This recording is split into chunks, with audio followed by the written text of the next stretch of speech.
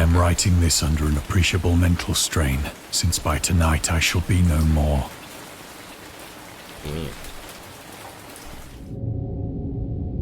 During the game, you will encounter interactive elements. Some of them will allow you to continue your journey. Other reveal interest facts about the original short story, its historic background, and the author. Some of the trivia is hidden. In order to find these secrets, focus your eyes and look for elder sign. Okay. Can I move? Or can't move?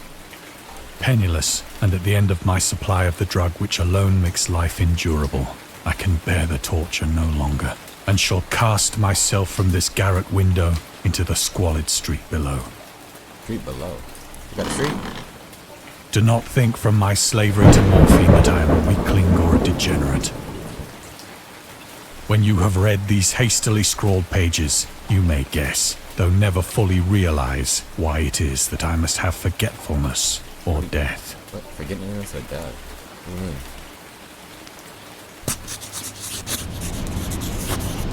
It was in one of the most open and least frequented parts of the broad Pacific that the packet of which I was supercargo fell a victim to the German sea raider.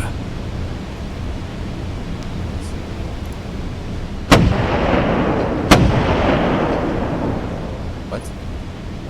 The Great War was then at its very beginning, and the ocean forces of the Hun had not completely sunk to their later degradation, so that our vessel was made a legitimate prize, whilst we of her crew were treated with all the fairness and consideration due us as naval prisoners.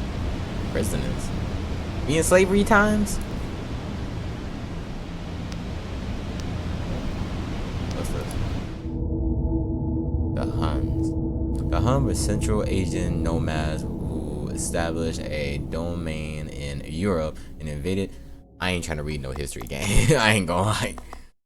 You can read the discovery trivia immediately or go back to them in the main menu to turn off the disable trivia if you find the feature distract from the story. Oh, this is like a story. Okay. This can be changed anytime in the options. Show trivia upon finding them. Okay.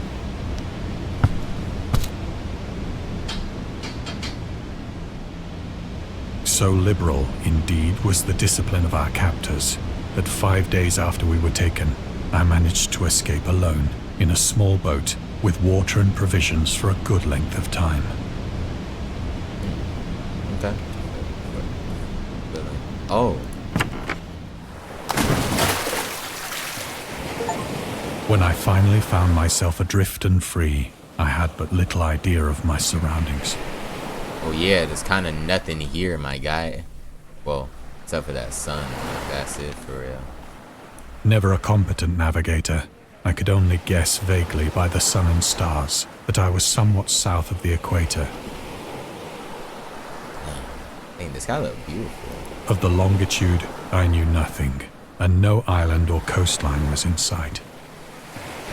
Then what? Oh. The weather kept fair, and for uncounted days I drifted aimlessly beneath the scorching sun, waiting either for some passing ship or to be cast on the shores of some habitable land. Okay.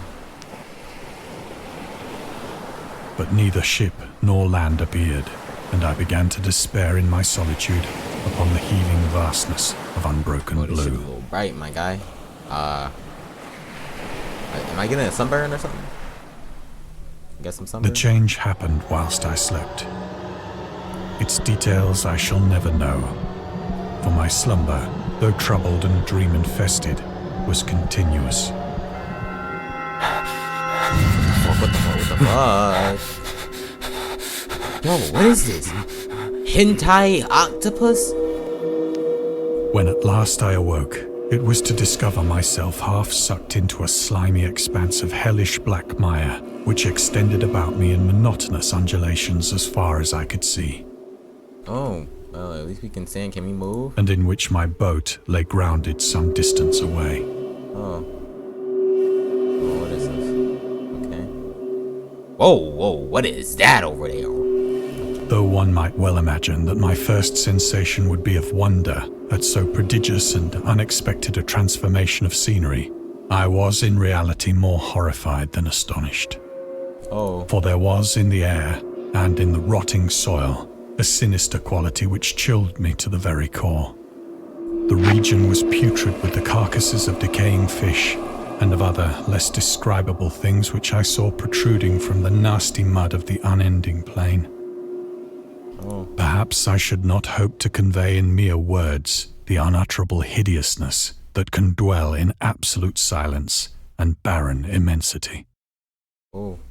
There was nothing within hearing and nothing in sight save a vast reach of black slime. Yet the very completeness of the stillness and the homogeneity of the landscape oppressed me with a nauseating fear. Jesus, man. Why are there so many hentai monsters around? The sun was blazing down from a sky which seemed to me almost black in its cloudless cruelty, as though reflecting the inky marsh beneath my feet. I didn't even see that. Jesus.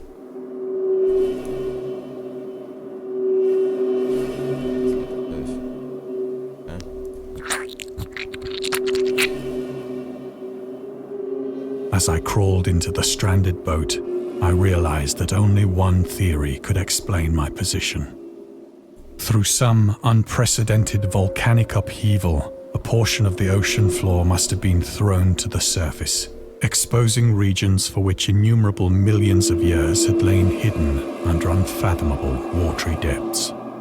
Oh, cool. So great was the extent of the new land which had risen beneath me that I could not detect the faintest noise of the surging ocean, straining my ears as I might. Nor were there any seafowl to prey upon the dead things.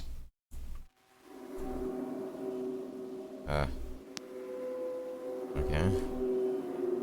One of those things. For several hours I sat thinking or brooding in the boat, which lay upon its side and afforded a slight shade as the sun moved across the heavens. Yeah, is there something behind me? I thought I saw a tentacle. As the day progressed, the ground lost some of its stickiness and seemed likely to dry sufficiently for traveling purposes in a short time. Okay.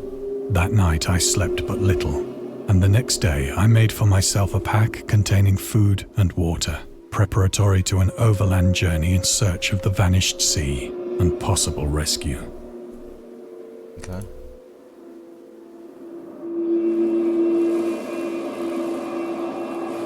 Can I wash my back? On the third morning, I found the soil dry enough to walk upon with ease. Oh, okay. The odor of the fish was maddening, but I was too much concerned with graver things to mind so slight an evil, and set out boldly for an unknown goal. Okay. Oh.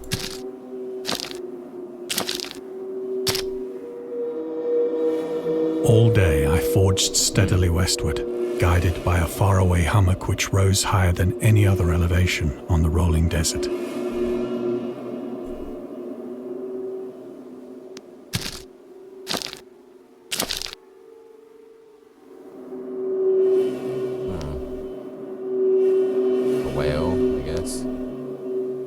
So good.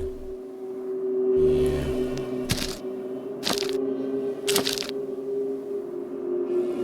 That night, I encamped, and on the following day still travelled toward the hummock, though that object seemed scarcely nearer than when I had first espied it.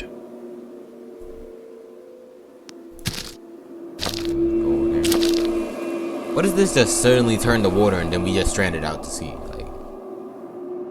By the fourth evening, I attained the base of the mound, which turned out to be much higher than it had appeared from a distance. An intervening valley setting it out in sharper relief from the general surface. Too weary to ascend, I slept in the shadow of the hill. Oh. I know not why my dreams were so wild that night, but ere the waning and fantastically gibbous moon had risen far above the eastern plain, I was awake in a cold perspiration, determined to sleep no more. Such visions as I had experienced were too much for me to endure again. Okay. And in the glow of the moon, I saw how unwise I had been to travel by day. Why? Without the glare of the parching sun, my journey would have cost me less energy. Indeed, I now felt quite able to perform the ascent which had deterred me at sunset. Picking up my pack, I started for the crest of the eminence.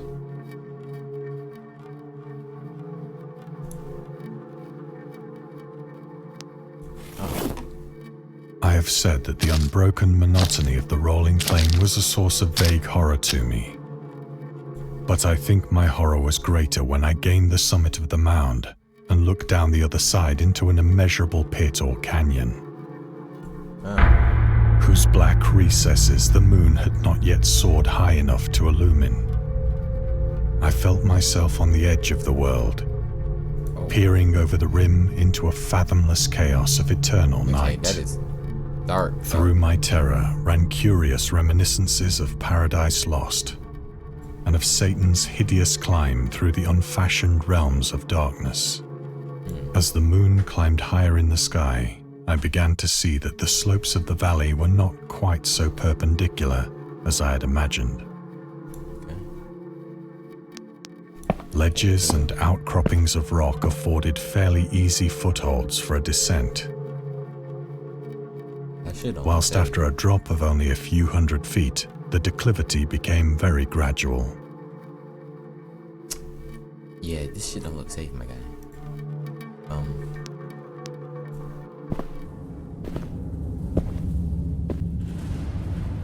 Urged on by an impulse which I cannot definitely analyze, I scrambled with difficulty down the rocks and stood on the gentler slope beneath, gazing into the Stygian deeps, where no light had yet penetrated. All at once, my attention was captured by a vast and singular object on the opposite slope, which rose steeply about 100 yards ahead of me. An object that gleamed whitely in the newly bestowed rays of the ascending moon.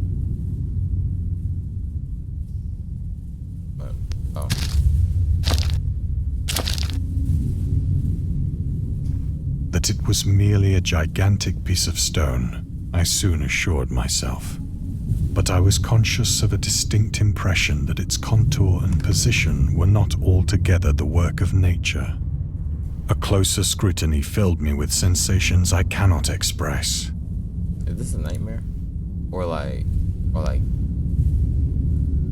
is this For despite reality? its enormous magnitude and its position in an abyss which had yawned at the bottom of the sea since the world was young, I perceived beyond a doubt that the strange object was a well-shaped monolith, whose massive bulk had known the workmanship and perhaps the worship of living and thinking creatures. Dazed and frightened, yet not without a certain thrill of the scientist's or archaeologist's delight, I examined my surroundings more closely. What you mean?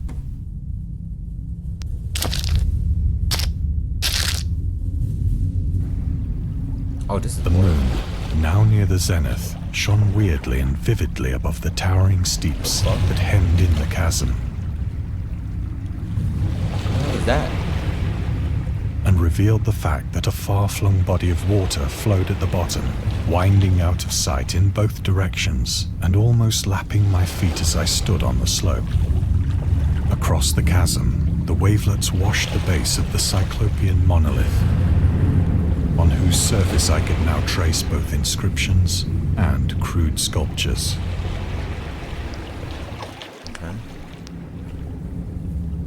The writing was in a get up system here. of hieroglyphics unknown to me and unlike anything I'd ever seen in books,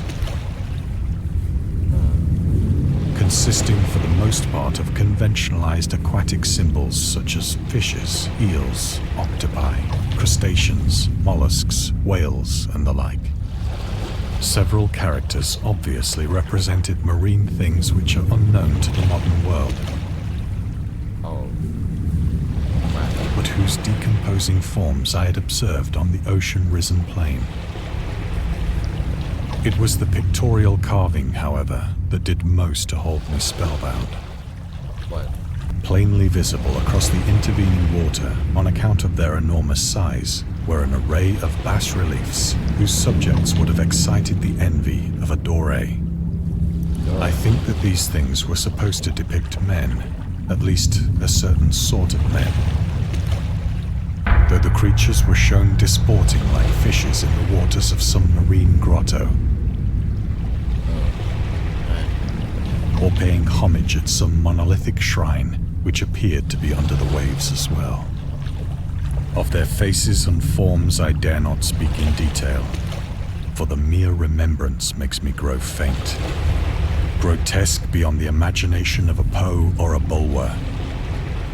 They were damnably human in general outline, despite webbed hands and feet, shockingly wide and flabby lips, glassy, bulging eyes, and other features less pleasant to recall.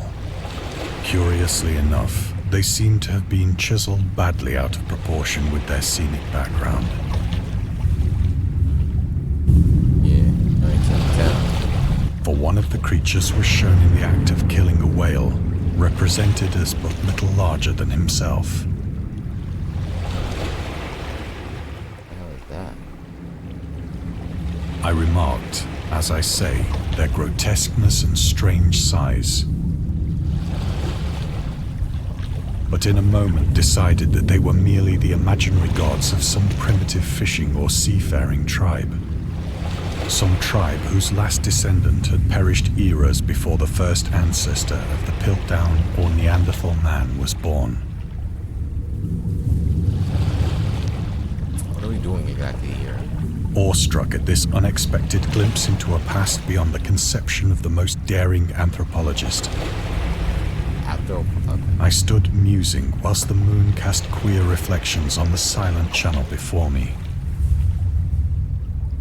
Then, suddenly, I saw it. What you saw? What you saw? What you saw? With only a slight churning to mark its rise to the surface, Oh, that? the thing slid What is into that? view above the dark waters.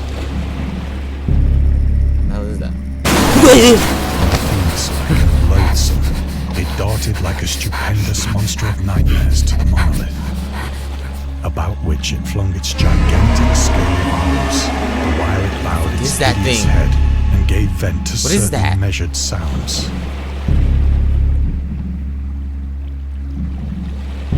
I think I went mad then. Of my frantic ascent of the sloping cliff and of my delirious journey back to the stranded boat, I remember little. Me remember little. Move! I believe I sang a great deal and laughed oddly when I was unable to sing. Oh. Like, move over there. I have indistinct recollections of a great storm sometime after I reached the boat. At any rate, I know that I heard pearls of thunder and other tones which nature utters only in her wildest moods.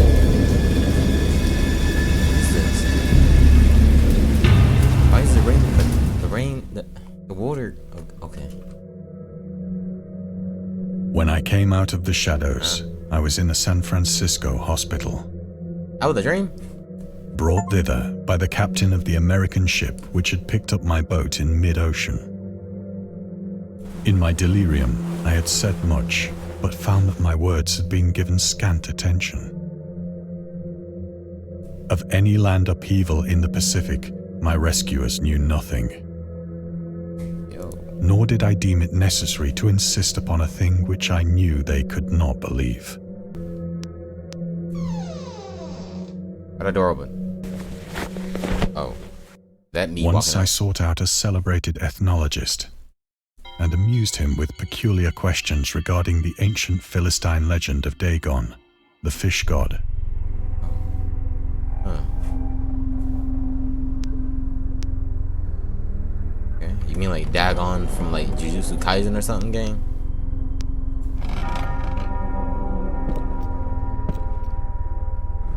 But soon perceiving that he was hopelessly conventional, I did not press my inquiries.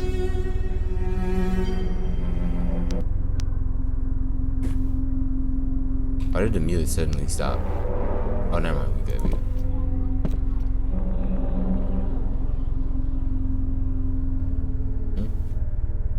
Oh, are you looking at me? Are you looking at me, gang? That guy's weird. Oh.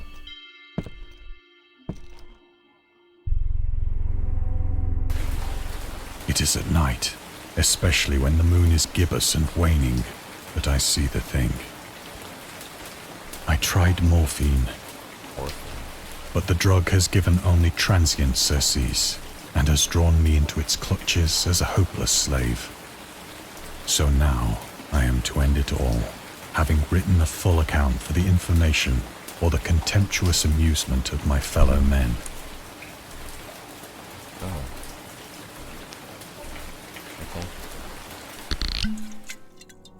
Often, I ask myself if it could not all have been a pure phantasm, a mere freak of fever as I lay sun-stricken and raving in the open boat after my escape from the German man-of-war.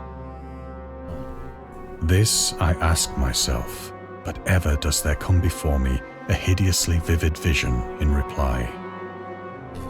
I cannot think of the deep sea without shuddering at the nameless things that may at this very moment be crawling and floundering on its slimy bed, worshipping their ancient stone idols and carving their own detestable likenesses on submarine obelisks of water-soaked granite. Whoa, that shit is on. I dream of a day when they may rise above the billows to drag down into their reeking talons it's still the remnants going. of puny, war-exhausted mankind. Of a day when the land shall sink and the dark ocean shall ascend amidst universal pandemonium.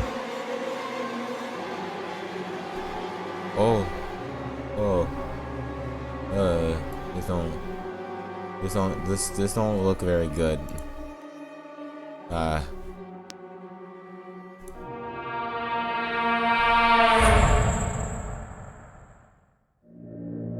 end is near. And I hear a noise at the door, as of some immense slippery body lumbering against it. okay.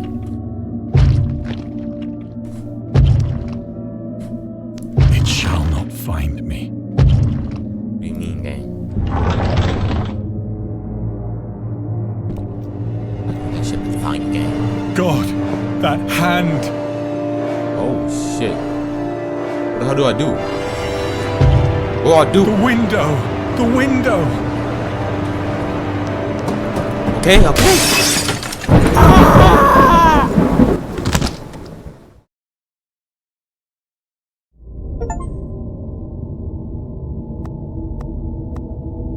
That was it? What happened? Guys, that concludes that. So, yeah, you know. And scary stories have been accompanying men for centuries. They have many faces and forms, but what is their purpose? Why do we enjoy being afraid so much? During our therapy, I'll try to